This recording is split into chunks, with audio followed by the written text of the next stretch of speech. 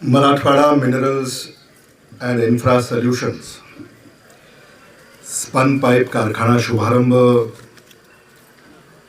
आज आपल्या सगळ्यांच्या साक्षीनं या ठिकाणी संपन्न होतोय। या शुभारंभाला उपस्थित असलेले माझे स्नेही, महाराष्ट्र विधानसभेतील माझे सहकारी आणि औसा विधानसभेचे सन्माननीय आमदार आदरणीय अभिमन्यू पवारजी,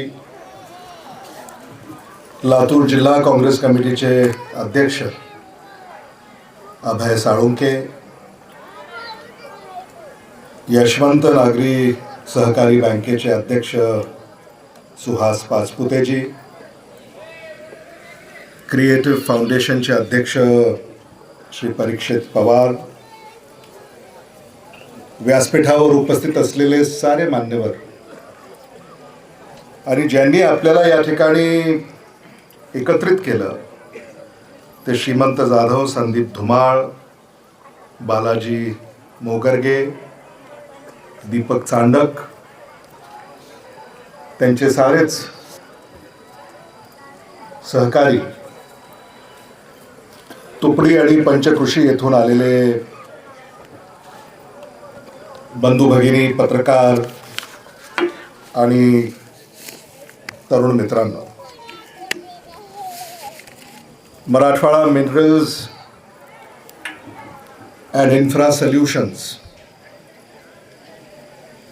यांचा स्पन पाईप कारखाना याचं उद्घाटन आपल्या सगळ्यांच्या साक्षीनं झालं असं मी जाहीर करतो। आणि श्री जाधव, धुमाळ, श्री चांडक, श्री मोगरगे यांना माझ्या आणि व्यासपीठाच्या वतीनं लाख लाख शुभेच्छा व्यक्त करतो। खरं म्हणजे मला आज मनस्वी आनंद होतोय की लातूर जिल्ह्यातल्या एका लहानशा गावामध्ये ग्रामीण भागातले होतकरू उद्योजक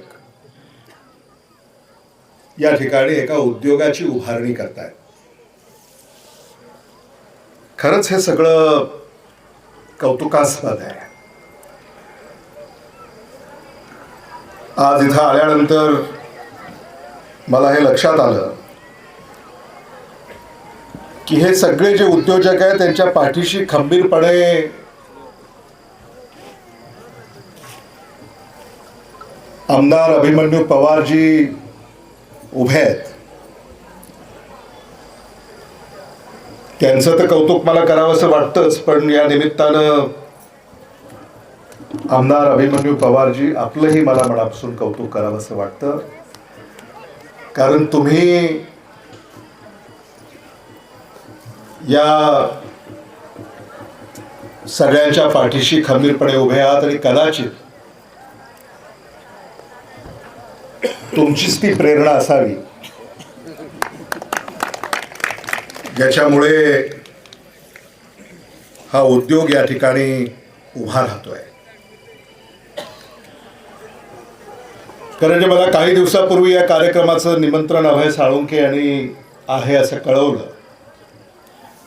आणि मला काही लक्षातच येणार की नेमकं म्हणजे मला कशाला आग्रहानं या ठिकाणी बोलवण्यात येत आहे। पण त्यांनी मला पार्श्वभूमी सांगितली।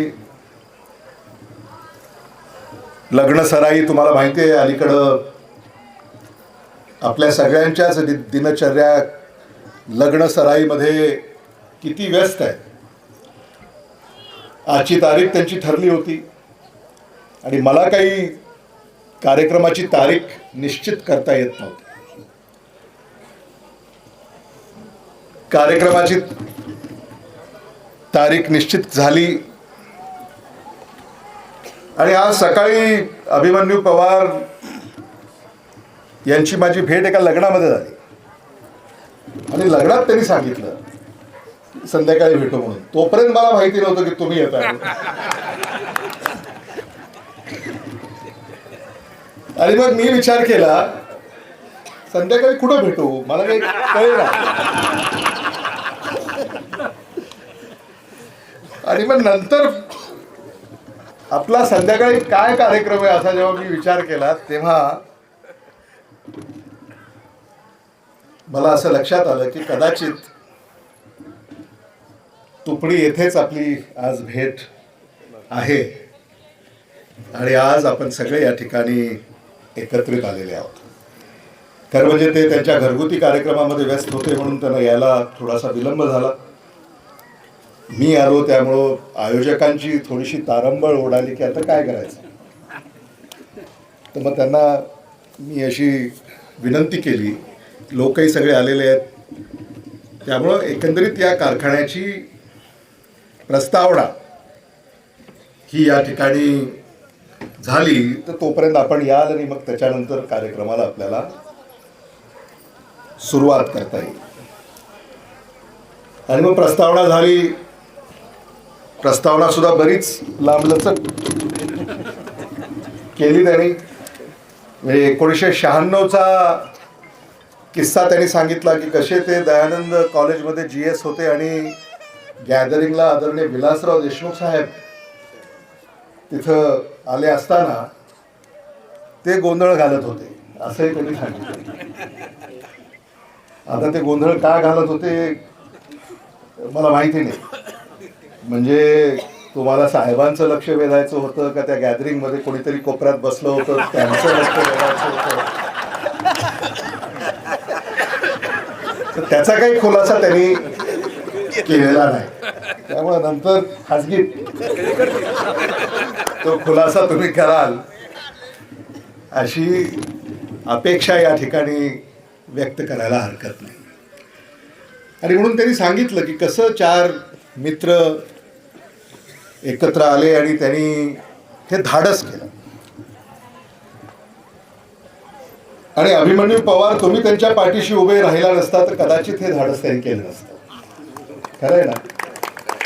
आणि तुम्ही त्यांच्या पाठीशी खंबीरपणे उभे राहिला म्हणून त्यांनी हे धाडस केलं.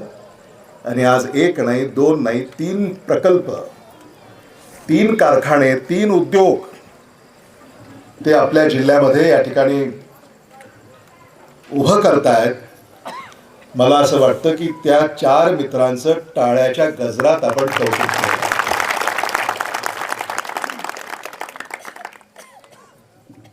त्यांनी प्रास्ताविक केलं ते करून करून थकले तरी तुम्ही आला नाही. पण म्हणून अभय साळुंके म्हणाले आता मी उभा राहतो. अभय साळुंकेने देखील त्यांचं खुमासदार भाषण तुम्हाला माहितीच आहे. आणि तुम्ही मला असं सगळ्यांनाच सांगितलं की तुम्हाला त्यांचं भाषण ऐकायचं आज. पण ते तुम्ही नाही ऐकलं तेच बरं. कारण अभय साळुंकेचं तुम्हाला माहिती आहे कुठेही उभे राहिले तर त्यांचा निशाणा कुठं असतो हे काय आता कोणी सांगायची गरज नाही. आणि म्हणून तो निशाणा जिथं होता तो निशाणा साध्य करण्यामध्ये त्यांनी बरेच भाषणामध्ये संदर्भ दिले. आणि म्हणून मला असं वाटतं की ते संदर्भ किंवा तो निशाणा साधत असताना तुम्ही इथं नव्हता हे बरं आहे.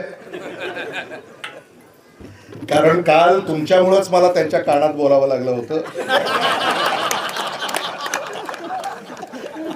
आणि तुम्ही जर यांचं भाषण सुरू असताना इथं आला असता तर उद्याही पुन्हा तुमच्याच मुळे मला त्यांच्या कानात बोलावं लागलं असतं.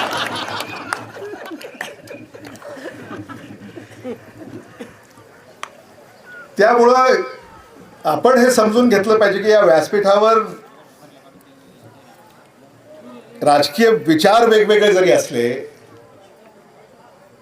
तरी निवडणुकीपुरतं राजकारण आणि निवडणुकीनंतर विकासकारण ही लातूरची संस्कृती आहे. आणि म्हणून लातूर हे जेव्हा आमच्या पुढं येतं तेव्हा त्यात कुठलीही तडजोड आम्ही करत नाही. आणि हे सूत्र आम्हाला आदरणीय विलासराव देशमुख साहेबांनी शिकवलेला आहे, तो मंत्र आदरणीय विलासराव देशमुख साहेबांनी दिला आहे. आणि मला असं वाटतं की लातूरच्या मातीचा तो गुण आहे, लातूरच्या मातीचा तो गुणधर्म आहे की तर आपल्या मातीशी इमाने इतबारे आपलं कर्तव्य बजावायचं. आणि कुठल्याही पक्षाचा कुठल्याही विचाराचा तो असो, लातूरच्या विकासाचा जेव्हा प्रश्न येईल तेव्हा आम्ही सगळे एका विचारानं लातूरच्या प्रश्नासाठी झगडण्यासाठी आम्ही तत्पर असणार आहोत.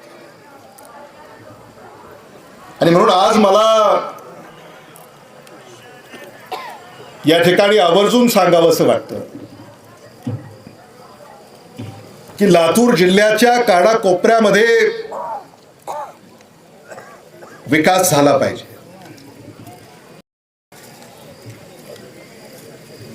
खरं म्हणजे आज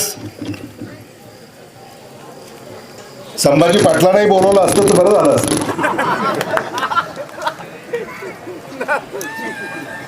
मोठा प्रश्न आहे भैया, मोठा प्रश्न आहे बघा. मोठा प्रश्न आहे. ते उत्तर त्याच्याकडे आहे. जरा उशिरा घे जरा.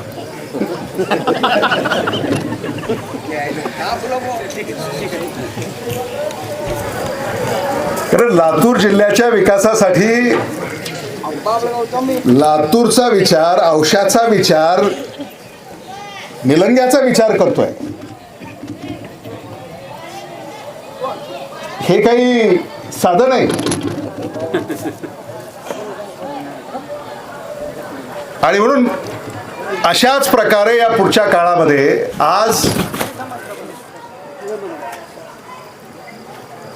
लातूर जिल्ह्याचा चौफेर विकास झाला पाहिजे. अभिमन्यू पवारांनी सांगितलं की जिल्ह्यामध्ये ज्या विकासाच्या कामांना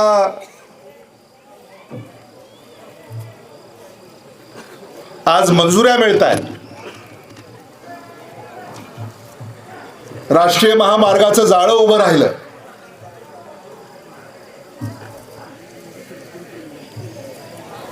आज महाराष्ट्र सरकार सुद्धा अनेक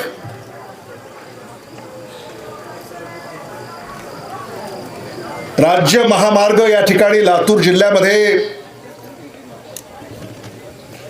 विकसित करत आहे. कल्याण लातूर ज्याचा उल्लेख तुम्ही केला,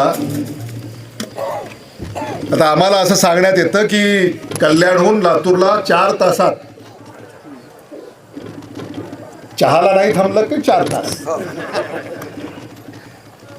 4 तासामध्ये जेव्हा कल्याणहून लातूरला येता येईल किंवा लातूरहून कल्याणला जाता येईल, तेव्हा येणाऱ्या काळामध्ये आता दळणवळण सशक्त झाल्यानंतर या भागाचा कायापालट होणार हे आता कोणीही सांगायची आवश्यकता आहे असं मला वाटत नाही. आणि लातूरसाठी आपण काय केलं पाहिजे, कारण आता पुणे, नाशिक, ठाणे, आता इथं सगळं गजबजलंय. आता या शहरानंतर जेव्हा उद्योग दुसऱ्या शहराला शोधण्यास सुरुवात करतील तेव्हा लातूर हे तिथं गुंतवणुकीचं क्षेत्र म्हणून लातूरला आपल्याला सादर करता आलं पाहिजे. आज लातूरमध्ये काय नाही आहे, राष्ट्रीय महामार्ग आहेत, रेल्वे आहेत, विमानतळ सुरू होईल. सरकारला आम्ही विनंती केली आहे, राज्य सरकारला, केंद्र सरकारला. आणि हे एकदा सुरू झाल्यानंतर मला असं वाटतं गुंतवणुकी सुद्धा लातूरमध्ये येतील. कारण आता उद्योजकांना सकाळी यायचंय, कारखान्यावर काम करायचं आणि पुन्हा संध्याकाळी परत जायचंय. कुणाला चेन्नईला जायचंय, कुणाला बेंगलुरूला जायचंय, कुणाला दिल्लीला जायचंय, कुणाला मुंबईला जायचंय. या व्यवस्था जोपर्यंत लातूरला होणार नाही तोपर्यंत उद्योग सुद्धा इथं येण्यासाठी थोडंसं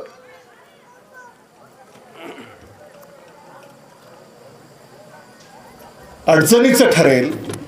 आणि या सगळ्या व्यवस्था येणाऱ्या काळामध्ये विकसित करण्यासाठी आपल्याला एकजुटीनं या सगळ्याच प्रयत्नांमध्ये कार्यरत राहावं लागेल.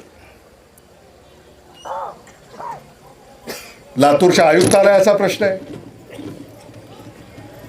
आता कोणीतरी सांगितलं, सूत्रसंचालकांनी, अभ्यासू आमदार, तुमच्या एवढे प्रश्न तर विधिमंडळामध्ये कोणीच मांडले नाही, हे आम्हीही पाहतोय.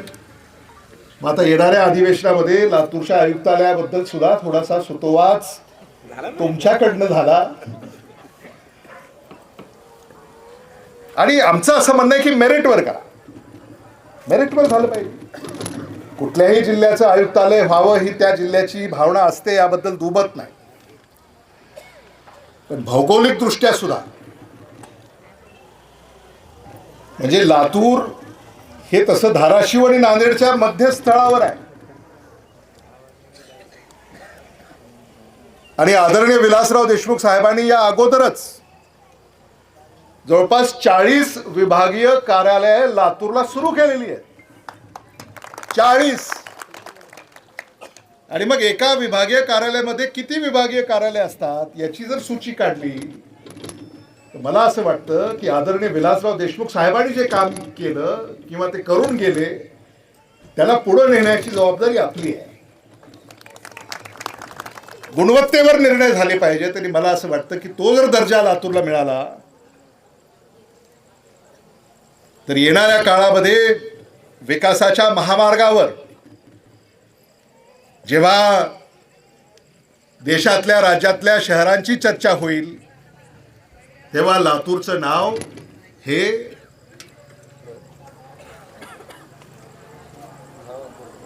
अग्रगण्य असेल अशी परिस्थिती निर्माण होईल याबद्दल आमच्या मनामध्ये कसलीही शंका नाही. आणि आपले मुख्यमंत्री आदरणीय देवेंद्र फडणवीस साहेब हे तर गुणवत्तेलाच महत्त्व देतात. त्यामुळे गुणवत्ता त्यांच्या समोर जर आपण मांडली तर मला असं वाटतं की न्याय महाराष्ट्र सरकारकडनं लातूरला मिळाल्याशिवाय राहील असं मला स्वतःला वाटतं. आणि आता तुम्हाला रोखण्याचं काही कारणच नाही. विधिमंडळामध्ये लातूर जिल्ह्यामध्ये महायुतीचे 5 आमदार आहेत. 6 पैकी मी एकटाच कसा बसा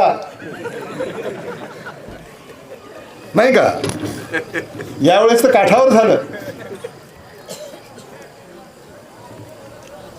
आणि म्हणून पाठबळ सुद्धा आता महायुतीला लातूरमध्ये, म्हणजे तुम्ही जर स्ट्राईक रेट नांदेडचाही धरला आणि लातूरचाही धरला तर लातूरचा स्ट्राईक रेट जास्त आहे विधिमंडळामध्ये. त्यामुळं विधिमंडळामध्ये जर लातूरचा स्ट्राईक रेट जास्त असेल तर लातूर हॅज टू स्ट्राईक नाव. तर हे एक या निमित्तानं आपल्या पुढं मला मांडावंसं वाटतं. कारण विचारपीठ म्हणून तुम्ही व्यासपीठाला संबोधत आहे. त्यामुळे इथं विचारपीठावर लातूरची गरज, लातूरची अपेक्षा, लातूरची आशा, लातूरच्या आकांक्षा या जर आपण मांडल्या नाहीत तर मग मला असं वाटतं की ते अन्यायकारक ठरेल. आणि ज्या उद्योगासाठी आपण या ठिकाणी, ज्या उद्घाटनासाठी आपण या ठिकाणी आलेले आहोत, स्पन पाईप, आता हे पाईप कुठल्याही कामामध्ये आता उपयोगाला पडतात. एवढी मागणी आहे. तुम्हाला तुमच्या हप्त्याची काळजी करायची आवश्यकता नाही. कारण तुम्ही येण्या अगोदर नानानं सगळी गुपितं इथं उघड करून टाकली प्रास्ताविकेमध्ये. ते म्हणले 2 वर्षाची ऑर्डर बुक आहे आमच्याकडे, 2 वर्षाची. बघा, हे याला म्हणतात अभिमन्यू पवार. 2 वर्षाची ऑर्डर बुक. खरं आहे का नाही? म्हणजे खरं आहे ते खरं आहे, ते आपण मान्य केलं पाहिजे, त्याचं कौतुक केलं. या उद्योग इथं उभा राहतो. इथं इथल्याच भागातल्या काही आमच्या सुशिक्षित बेकारांना, कदाचित काही अशिक्षित जरी असले तरी त्यांनासुद्धा इथं त्यांच्या हाताला काम मिळेल याबद्दल माझ्या मनामध्ये कसलीही शंका नाही. आज लातूरमध्ये जर विकासाची कामं अधिक झपाट्यानं होत राहिली तर याच सगळ्या कारखान्याचे जे काही इथं प्रॉडक्ट्स ते तयार करणार आहेत त्या प्रॉडक्ट्सची सुद्धा विक्री आणि खप या सगळ्या प्रकल्पांमध्ये होईल हे सुद्धा आपण समजून घेतलं पाहिजे. ग्रामीण भागातली मंडळी आज या उद्योगामध्ये येते. खरं म्हणजे ही उदाहरणसुद्धा जिल्ह्यातल्या ग्रामीण भागातल्या आमच्या अनेक होतकरू उद्योजकांसाठी मार्गदर्शक ठरेल. कारण असंच कोणी धाडस करत नाही आणि आज ते धाडस आमच्या सगळ्या सहकार्याने केलं आहे. त्याबद्दल त्यांचेसुद्धा मी या ठिकाणी कौतुक करतो आणि अभिनंदन करतो. चांडक त्यांचे सल्लागार, मार्गदर्शक, ट्रेजरर, मेंटॉर हे सगळंच कुठे आहेत ते? त्यांनी ही कल्पना मांडली आणि त्याच्यानंतर मग त्याला मूर्त स्वरूप तुम्ही सगळ्यांनी दिलं. चांडक इथंच थांबू नका, काहीतरी आंतरराष्ट्रीय करा. सुरुवात तुम्ही केलेली आहे, का नाही? आता कुठलं जगातलं तंत्रज्ञान तुम्ही आणू शकत नाही आणि म्हणून आज made in Latur, made in Maharashtra हे या ठिकाणी तुम्ही साकारताय.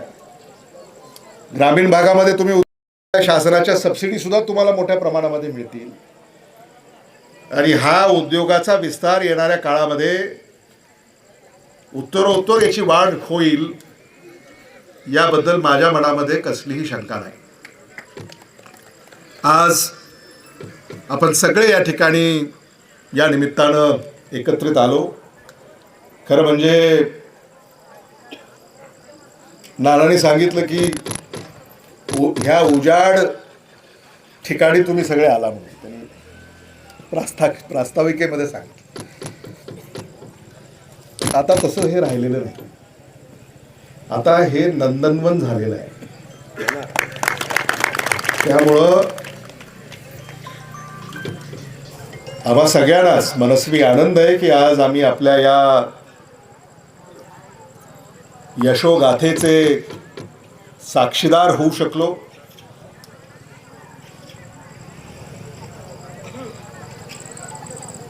आज निलंगा तालुक्यामध्ये तुकडी गावामध्ये हा उद्योग उभा राहतोय. जिल्ह्यातल्या तालुक्याच्या ठिकाणी ग्रामीण भागामध्ये असे अनेक उद्योग येणाऱ्या काळामध्ये उभे राहावेत या अपेक्षा मी या निमित्तानं या ठिकाणी व्यक्त करू इच्छितो. आपण सगळ्यांनी आम्हा सगळ्यांना या ठिकाणी ज्या प्रेमानं बोलावलं त्याबद्दल आपल्या सगळ्यांचे मनापासून आभार व्यक्त करतो. सुहास पाचपुतेंनी अर्थसहाय्य उपलब्ध करून दिलं, त्यांचे देखील अभिनंदन करतो, आभार व्यक्त करतो. कारण तुम्ही नवनिर्मितीसाठी नवे उद्योग उभे राहावेत यासाठी कर्ज पुरवठा तुम्ही केला. मला असं वाटतं की यशवंत नागरी सहकारी बँकेचा जो काही हेतू आहे तो हेतू हा वाखाणण्याजोगा आहे आणि म्हणून त्यांचे देखील मी मनापासून या ठिकाणी अभिनंदन करतो आणि आभार व्यक्त करतो. अभिमन्यू पवार हे तर त्यांच्या पाठीशी भक्कमपणे उभे आहेतच. परीक्षित पवारांची भेट झाली आज आणि त्यांचंही भाष्य आज आम्ही ऐकलं. आता वडिलांसमोर मुलगा काय बोलणार? वडील आहेत, त्याच्यात तिथं मग दडपण येतच. कारण आदरणीय विलासराव देशमुख साहेब व्यासपीठावर असताना आम्ही सुद्धा व्यासपीठावर असत, तरी त्यावेळेला आम्ही तर टाळतच असत की बाबा आम्ही भाष्य करणारच नाही. पण समाजामध्ये जेव्हा आपण कार्य करतो तेव्हा थोडक्यात का असेना आपल्याला आपलं भाष्य विचार हे मांडावे लागतात. आणि मला असं वाटतं की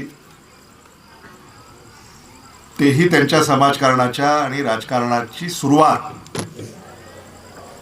हे करतायत. त्यांना देखील आज या निमित्तानं मी माझ्या शुभेच्छा या ठिकाणी व्यक्त करतो. खरं म्हणजे जिल्हा परिषदेला ते उभे राहणार होते असं आम्ही ऐकत होतो आणि त्यांची माझी भेटही झाली होती. मी म्हटलं काय झालं तिकिटाचं? ते म्हणाले नाही, आमच्या पक्षानं काही या संदर्भामध्ये काही धोरण स्वीकारलेलं आहे. पण मी त्यांना म्हटलं आमच्या पक्षाचं तसं काही धोरण नाही, त्यामुळे तुम्ही जर आलात लगेच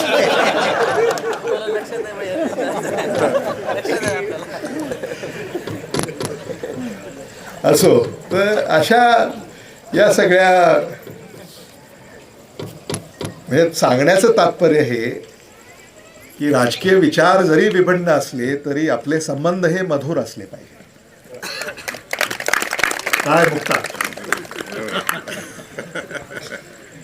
हे लक्षात ठेवा. येणाऱ्या काळामध्ये या विचाराची तुम्हाला गरज भासू शकते. आता मुक्ता आमचे हे पिढ्यानपिढ्याचे संबंध आहेत की नाही? हा, आता फक्त तुम्हाला आम्हाला भेटायचं असेल तर त्यांना विचारून यावं लागतं एवढंच.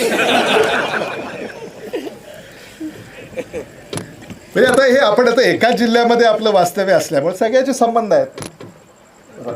राजकीय विचार आगळा वेगळा असू शकतो, पण लातूर, औसा, निलंगा, रेणापूर, अहमदपूर, उदगीर, जळकोट, देवणी, शिरोळांपाळ जिल्ह्याचा हा भाग आहे. आणि आपण सगळे जिल्हावासी म्हणून,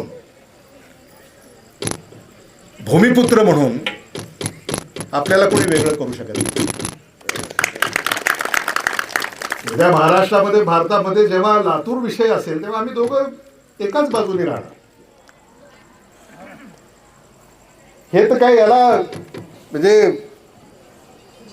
शंका सुद्धा घेण्याचं काही कारण नाही.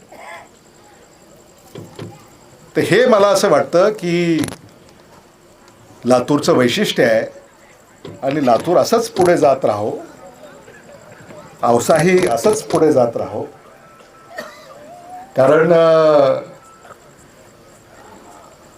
अभिमन्यू पवार हे खूप कष्ट घेतात आणि सारखी त्यांची धडपड सुरू असते की काय मला औषधाला करता येईल. अनेकदा आमची चर्चा झाली आणि त्यांनी अनेकदा मला सांगितलं, आज आदरणीय देवेंद्र फडणवीस साहेब हे त्यांचे रोल मॉडेल आहेत, पण आदरणीय विलासराव देशमुख साहेब सुद्धा त्यांचे रोल मॉडेल आहेत हे आम्हाला त्यांनी अनेकदा सांगितलं. आणि म्हणून ह्या नेत्यांना पाहिल्यानंतर आपल्याला काय अधिक करता येईल, आपल्या तालुक्याला अधिक न्याय कसा देता येईल, ही सारखी धडपड आम्ही त्यांच्यामध्ये पाहतोय. आणि तसं कामही ते त्या भागामध्ये करतायत हे सुद्धा आपण जवळून पाहतोय. आणि म्हणून मला असं वाटतं की ही जी काही स्पर्धा आहे, आपल्या भागामध्ये विकास झाला पाहिजे, आपल्या भागामध्ये उद्योग आले पाहिजेत, आपल्या भागामध्ये दळणवळण अधिक सक्षम झालं पाहिजे, आपल्या भागातल्या माणसांचं जीवनमान उंचावलं पाहिजे, आपल्या भागामध्ये आपल्याला दरडोई उत्पन्न कसं वाढवता येईल. शेत रस्त्यांच्या संदर्भामध्ये जे तुम्ही काम केलं आहे, खरं म्हणजे किती धडपड त्या काळापासून तुम्ही त्याच्यामध्ये केली आणि आज राज्य सरकारनं ते धोरण म्हणून स्वीकारलं. एक नवा विभाग, एक नवी योजना राज्य सरकारनं ती स्वीकारली आणि ती घोषित केली, आता कार्यान्वित होते आहे. मला असं वाटतं की हे सगळं जे काम आहे हे काम कौतुकास्पदाने सगळं तुमच्यासाठी आहे. याचा जो काही बेनिफिशरी आहे, लाभार्थी आहे, तो सामान्य माणूस आहे. हे आपल्याला विसरून चालणार नाही. आणि म्हणून आज इथं या निमित्तानं निमित्त उद्घाटनाचं आहे. पण मला असं वाटतं की राजकीय व्यासपीठ हे नाही, राजकीय विचार सुद्धा या ठिकाणी जे व्यक्त झाले ते लातूरच्या हिताचे झाले, औशाच्या हिताचे झाले, निलंग्याच्या हिताचे झाले. हे मला मुद्दामून या ठिकाणी आपल्या पुढं मांडलं पाहिजे. अभिमन्यू पवार यांनी हेही सांगितलं की अभय साळुंके हे त्यांच्या विचाराचे आहेत, असं सांगितलं तुम्ही. हो ना. पण तुम्ही जर पक्षामध्ये विचार बदलणार असाल तर अभय साळुंकेला परत तुमच्याकडे पाठवण्याची आम्हाला काहीच अडचण नाही.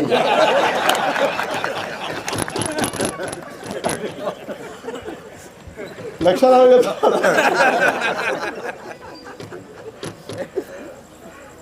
तेव्हा गमती जमती आता खूप होत राहतील. आता व्यासपीठ आहे म्हटल्यावर. पण मला असं वाटतं की एक उत्तम कार्यक्रम या ठिकाणी संपन्न झाला.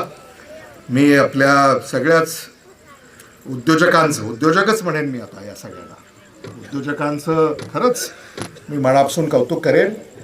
आता तुम्ही निलंग्याला करताय, औशाला करताय, लातूरलाही करा. का नाही? होय, हां. एक औशाला होतं, एक निलंग्याला होतं, लातूरलाही करा. नाही, बॉर्डर नाही, तालुकाच घ्या. तिथे पुन्हा आणि पुन्हा यशवंत बँक आहेच. आणि काही कमी विकास आहे राहिलं तर आम्ही आहोतच. त्यामुळे त्याची काही फार चिंता करू नका.